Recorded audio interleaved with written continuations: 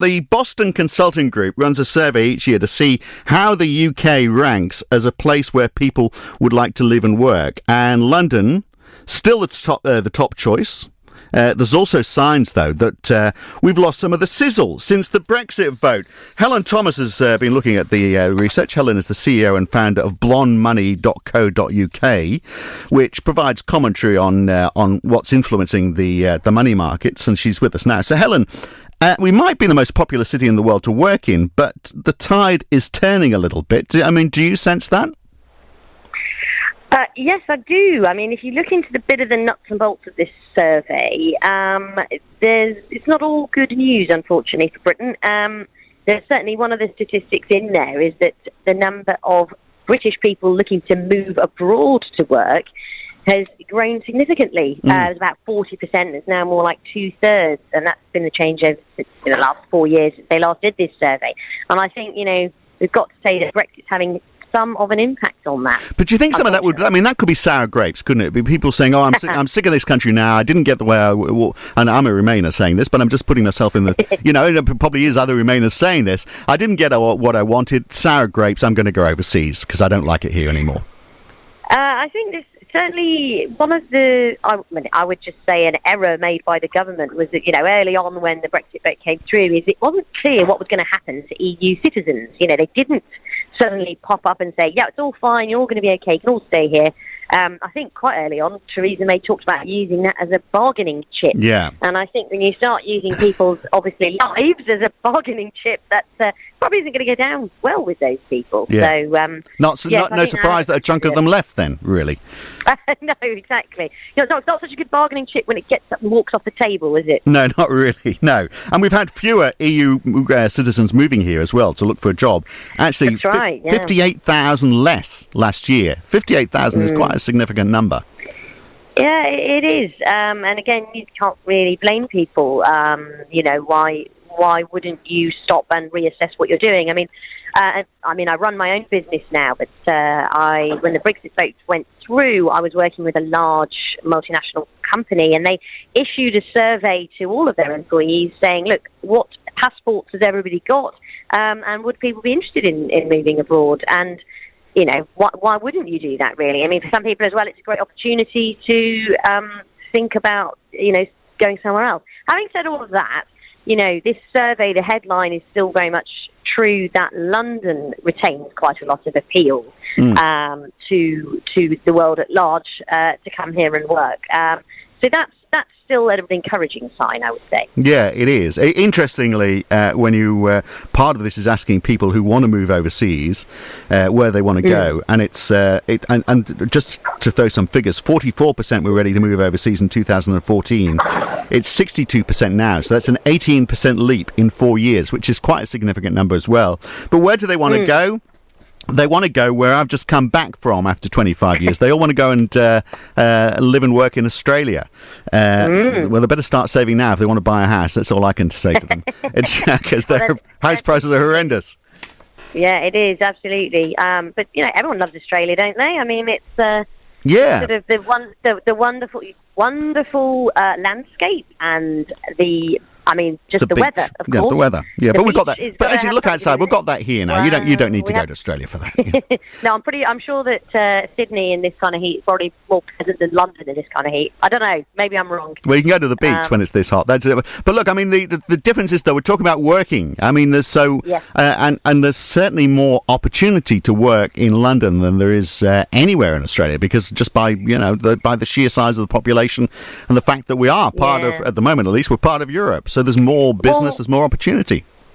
That's right, and let's not forget the luck of our time zone and our language. The great thing, of course, working in finance, as I do, is that in London you've got Asia you can overlap with in the morning, and then in the afternoon you can still talk to people in New York, and that is massively beneficial.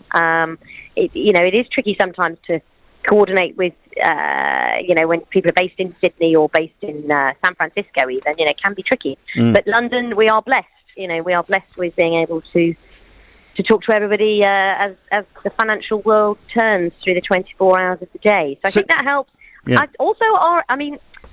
I was going to say we have got a decent large airport. Not sure how decent it really is, but at least it's going to get another runway now, apparently. So maybe that eventually helps as well. Yeah, I think we might all be dead by then. By the time that thing gets built, I think that's the one thing I agree with Boris on. Actually, I mean, first of all, I wonder about the idea of building this runway at Heathrow rather than building it at Gatwick, because I mean, this congestion is bad enough around the M25 around Heathrow as it is. How the hell is it going to cope with, which is almost a doubling of the capacity of Heathrow? That's what a lot of people don't realise. This is not just one new runway. But it's also, the effect of that is to effectively almost double the capacity. So, I don't get it. So on this one, actually, Boris might be right. But the other thing that Boris said, of course, was that the success of Brexit is certain. So once we discover how fabulous Brexit is, then presumably all of these transitory effects are just going to go away, and people will come flooding back. Well, they are already flooding to Britain, but we're going to this decrease in numbers we're going to see ramp up again, because it's going to be marvellous, those halcyon days that lie ahead of us. That's apparently the case. Yep. I mean, that's certainly the Brexiteer story. Well, even the Brexiteers, though, they admitted that the economy was going to take a hit, after the deal was done. So, I imagine even they would have to admit that those halcyon days you talk about could be at minimum 5 years away, and maybe decades. Yeah. The bigger question is it going to take a hit when the deal isn't done? That's the bigger question. So tell me about what you think the impact on the city is. Then I mean, there wasn't anything specific. Yeah, from Brexit, and so far as well. Was there anything in this survey specifically talking about the city? Well, not so much. I mean, the thing about the city, when you do look into various other surveys and you see some of the announcements that have been made, some banks are obviously beefing up and opening up offices in Dublin and Luxembourg and Frankfurt and all of these things. But, they are all saying that nobody really wants to move to Frankfurt. The families, the partners, the kids, they all love the schools, the culture and everything that London has to offer, which I think is why London has done so well in this survey, because of that. Yeah. But bigger picture in terms of for the city, what does it all mean? I mean, the irony is that they believe that the current backbiting and infighting in the government is really just noise. It's just noise. And in the end, you know what the Brits do? They're a bit awkward, but they get there in the end. And they're not they're not completely stupid. They're a rational bunch of people. And that seems to be why there's a sense of Britain will muddle through and we'll all be fine. And that's why you've kind of not got anyone doing anything too drastic. So my personal opinion is that, yes, we might well be a rational country, but Europe seems to be something that makes us froth into a tiz of irrationality quite frequently. And at some stage, we are going to get a big old row busting out. And at that point, you see, because it'll be so close to the final date, when we're supposed to go, businesses will be panicking, quite frankly. I think they're already starting to a little bit. Yeah, so it's going to be interesting, isn't it, to see what this survey says when they bring it out next year, whether those numbers have gone down even more. Helen, appreciate your time. It is still a great place to live and work, of course. It is. Look, I mean, I get asked time and time again, you lived in Sydney, why did you come back to London? And the truth is, it's a great place to live. So, that is the reason for that. Helen Thomas, she runs a site which is all about trying to demystify what's going on in the world of money. It's called blondemoney.co.uk. And look, we're going to talk in the next hour, as I said before, about why we're having sex less. You may be asking that question. Ask your partner, why are we having sex less? Well, we've got the answer for you coming up after the news.